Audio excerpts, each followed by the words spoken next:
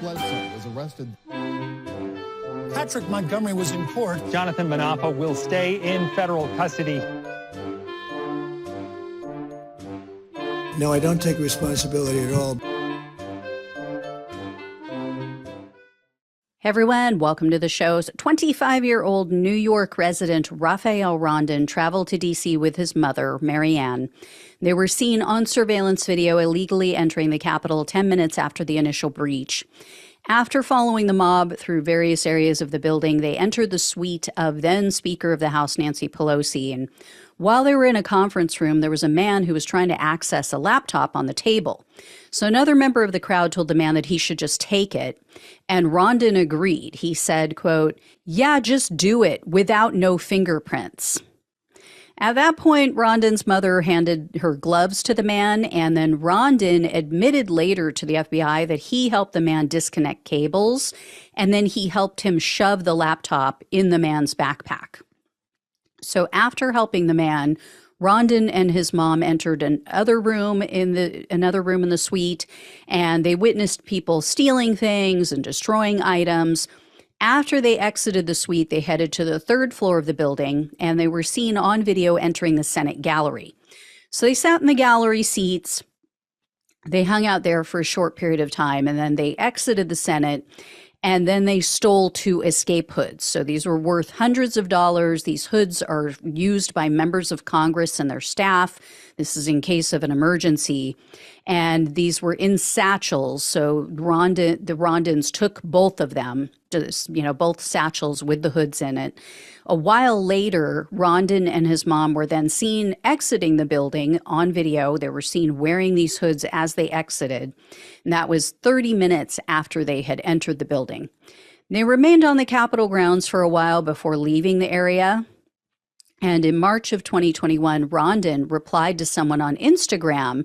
The person asked if the photo that they saw was in fact him, was Rondon. And Rondon replied in part, quote, "You got that right, LMAOOO." And quote, "The feds can kiss my left nut." Think they'd pass.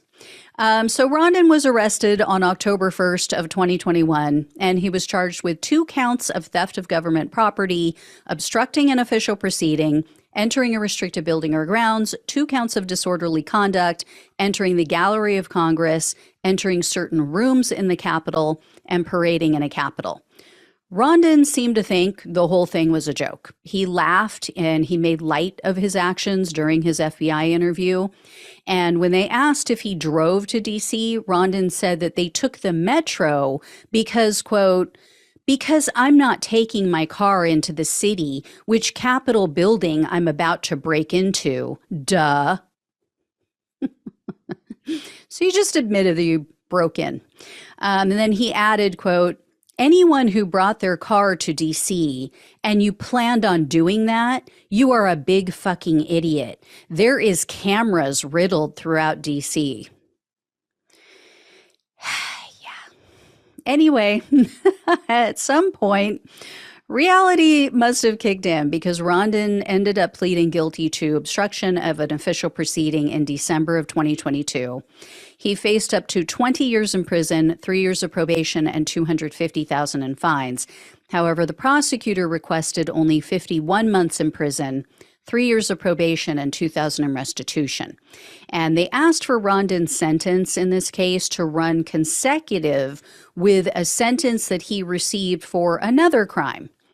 Because when the FBI executed the search warrant in this January 6th case, they found that Rondon had an AR-15 style rifle, 2 pistols, and a homemade sawed-off shotgun. So Rondon took a plea in that case as well, and he was sentenced to 14 months in prison and 3 years of probation for possession of an unregistered sawed-off shotgun in the state of New York.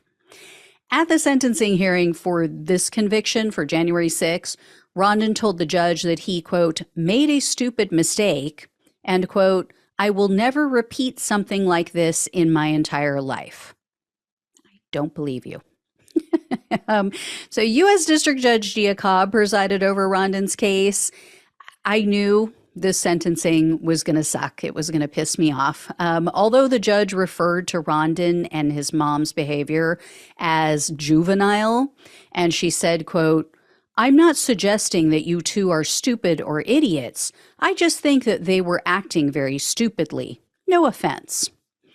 Judge Cobb also told them, quote, "I'm going to give you both a significant break." With that, she sentenced Rondon to only 18 months of home detention, 5 years of probation, 350 hours of community service, and $2,000 in restitution. I would say this is unbelievable, but it's Judge Cobb, the weakest judge in America. And no, for those who are new here, she is not a Trump appointee. She was appointed by Joe Biden, one of his worst decisions. So anyway, I will let you know if I hear any more about this guy. Thank you all so much for watching and listening. Please like, share, and subscribe. Please donate if you possibly can. Love you all. Take care. Talk with you soon.